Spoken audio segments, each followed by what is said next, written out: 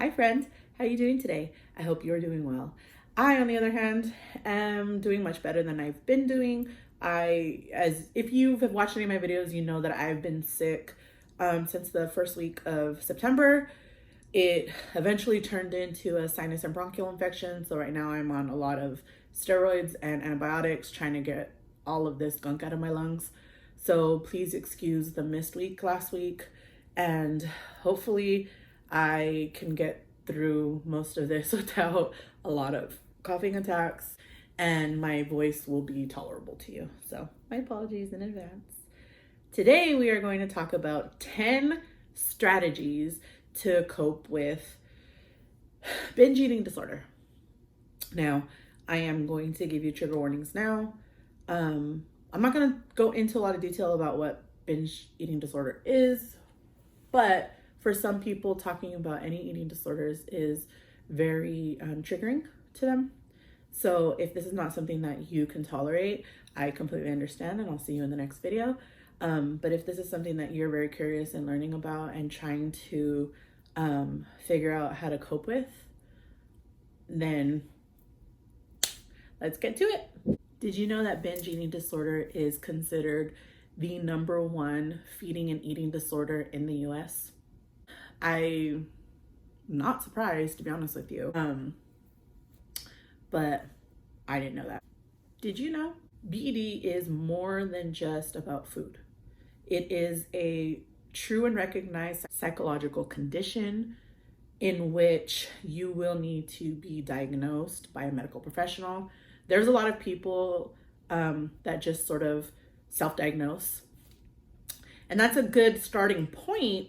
However, in order to heal, you will need to seek treatment and a diagnosis from a medical professional. So please, if you believe that you are suffering from binge eating disorder, I highly suggest that you do so.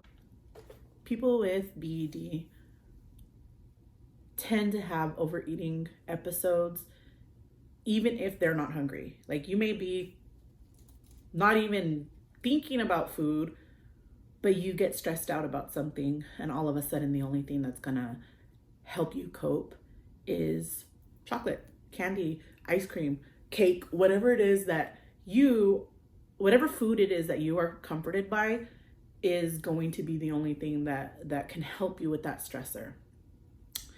At least that's what your mind tells you. After an episode, likely there is going to be some shame and guilt involved. So it's not like you just go and have these extravagant, overeating episodes. And, well, it's not even an overeating episode, it's binge, like a true binge. You're not going to just have a binge and all of a sudden you're going to feel good about it after. You're not, likely. Most people aren't. You're more than likely going to feel disappointed in yourself, upset. How can I, most people, I, when I have these episodes, the only thing that I could think of in the back of my mind is, I'm such a failure. Here I am, doing all of these things that are trying to benefit my mental, physical, and emotional well-being, and here I am having this binge episode, and it makes me feel like a failure. The shame and guilt that comes along with that is very significant. But that's not what we're here to talk about today. Today, we are here to talk about 10 strategies to help you cope with this psychological condition that you may be suffering from. So strategy #1 is to cut out the diet. Stop going on fad diets, stop restricting entire food groups, and instead try to replace them with whole foods, whole grains, vegetables, fruits, unprocessed foods, and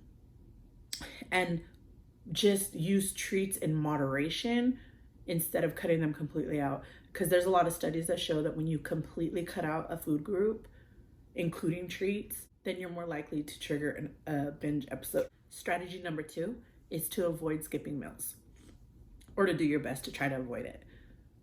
Setting a regular eating schedule and trying your best to stick to it is the number one way to help overcome binge eating. Strategy number 3 is to practice mindfulness. So instead of eating while you work or eating while you watch TV, eating while you are on the go, try to sit down to have your meal without distractions, eat slowly, and try to pay attention to when you're feeling full. So you're not just eating because it's on your plate, or you're not just eating sort of in autopilot, because you tend to miss those full cues and you'll keep eating through it till you don't feel well, which a lot of times for me triggers binges, because I'm disappointed in myself that I allowed myself to continue to eat through the full until I didn't feel well. And then the only thing that's going to make me mentally feel better is to go and have a cake. Strategy number 4 is to stay hydrated. Strategy number 4 is to stay hydrated. There's a lot of studies that show that our bodies often confuse thirst for hunger. So if you're keeping up on your water intake, you are more likely to never have the thirst feeling, which you can possibly confuse for hunger. There's also studies that show the more water you intake, the more likely you are to stay full longer, to reduce cravings, and to reduce your caloric intake because you feel fuller longer. You no longer feel thirsty, so you no longer feel like you're hungry. Win-win, right? Strategy number 5 is to eat more fiber. So fiber moves through your digestive tract more slowly, so it helps to keep you fuller longer. Strategy number 6 is to clean out your kitchen. Right? So simple. I know that it's not easy, trust me. But especially if you live with other people, you tell yourself, oh, but they want to eat this and they eat this and they like this, and what are they going to eat? And they shouldn't have to suffer because I'm not supposed to eat these things. But you know what? Who really needs all that sugar? Nobody does. Nobody needs all those processed foods. Not children, not your husband, not your wife, not even your dogs need those kinds of foods. So you're not depriving anyone by getting rid of the excess.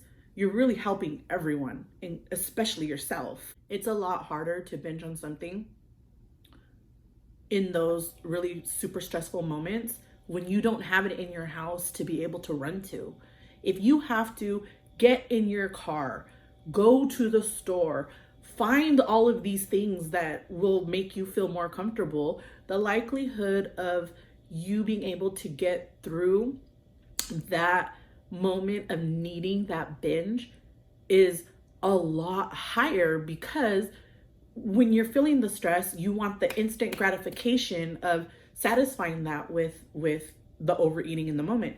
But if you don't have the food freely available to you, then you have to think about it.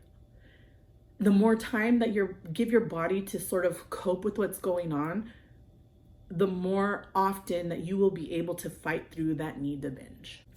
Strategy number 7 is to get enough sleep.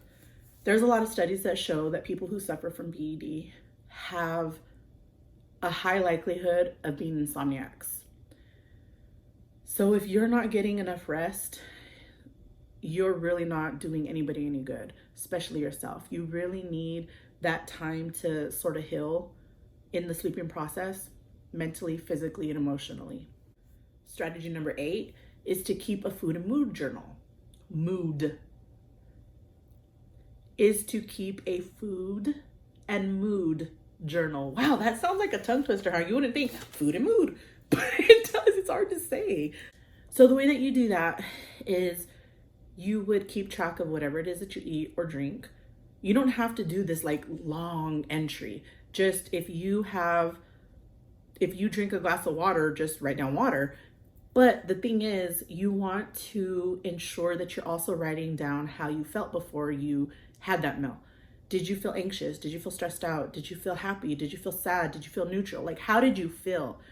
This will help you to be able to recognize the triggers that can cause the binging episodes in the future. When you have a lot more data to look at, then you could start to recognize those emotions, which may lead to a binge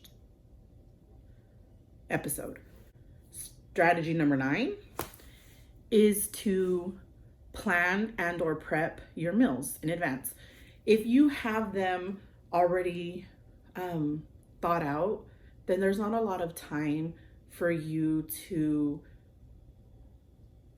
miss a meal. There's not a lot of time for you to sort of forget about the fact that you should be in, so that you keep those cravings curbed.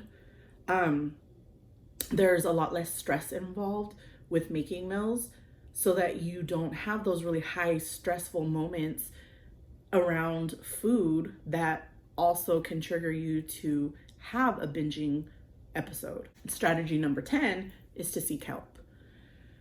Although the strategies that I've mentioned prior to this one can be very helpful for a lot of people to learn to curb a lot of the episodes, they're not going to heal you. If you use food as a coping mechanism the way that I do, because of childhood trauma, even like teenage trauma, those kinds of things, you need help. I need help. I sought help because I knew that I was not going to be able to do it alone. Please know that there is no shame in seeking help. That's what people are there for. That's why they go into the profession of being a medical professional who specializes in eating disorders and childhood traumas and, those kinds of things, because they want to help you. They're there to help you. You deserve the help. You do. Although you could be thinking, I could do this on my own. Everybody in my life has always told me, just stop eating. All you have to do is stop eating. All you have to do is, exercise more. All you have to do is, XYZ.